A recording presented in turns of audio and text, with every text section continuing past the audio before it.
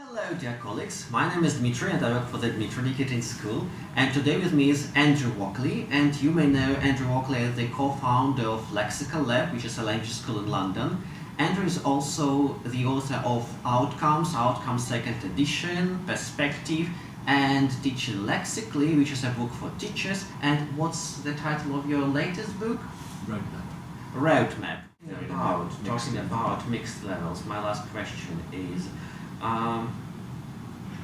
do you think it's generally beneficial for students to work in mixed level groups because you have all the diversity, or would you rather prefer to have, and I'm not talking about these extreme ends when you have proficiency students and elementary students, but I'm talking about pre-intermediate and intermediate students learning English together in the same group, or do you think that we should have these very thorough placement tests and then watch the students learning and then create kind of very close groups in terms of level, like A1, A1.2, A1.3, I think or this just is, A1 without adding any kind of close to A2 students? Yeah.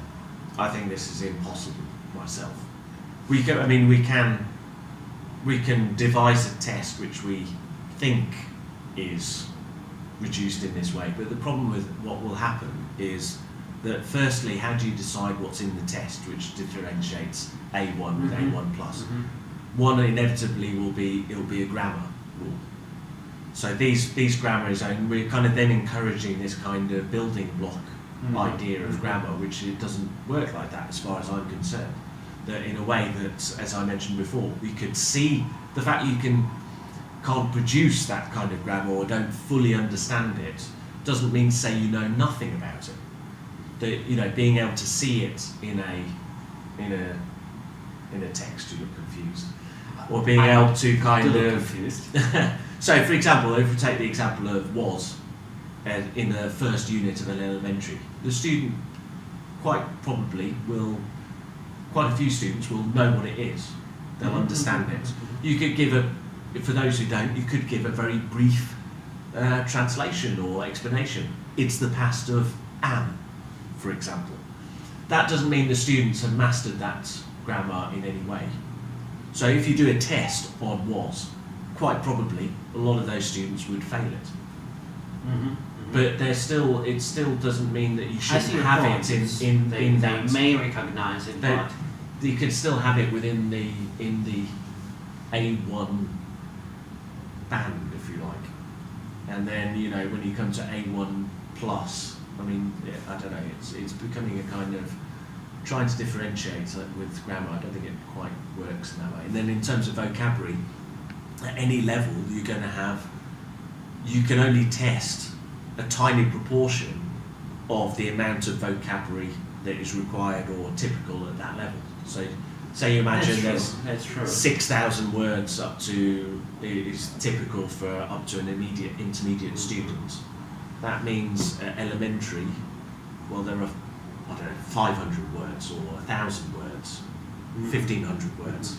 Well, you're only going to test in a test at most 20, 30. it's the topic of an absolutely different longer interview. Have this question it's vocabulary levels. It's very difficult to differentiate in that way. And just as the final thing, I suppose, there is evidence. I don't know if you come across John Hattie with the visible learning.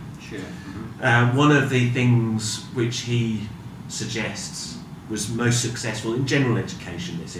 Is peer teaching. And so this kind of interaction with students of different levels, there is some suggestion that's a supportive thing and helps students. My point is that normally they would like to put a weaker student and the stronger student together, but I think that kind of weaker students can teach stronger students quite a lot of stuff. And I think especially when it comes to vocabulary, because the vocabulary is kind of acquired in a fairly random way. And unit revision, unit test, because at the end of the unit you test words which you taught during the unit.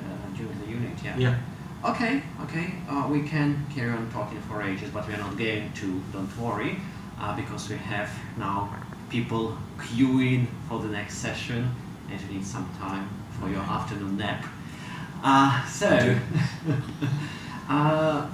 Dear colleagues, thank you very much for watching. Thank you very much for watching, and hope to see you one day in our live event with the Dmytro Nikitin School.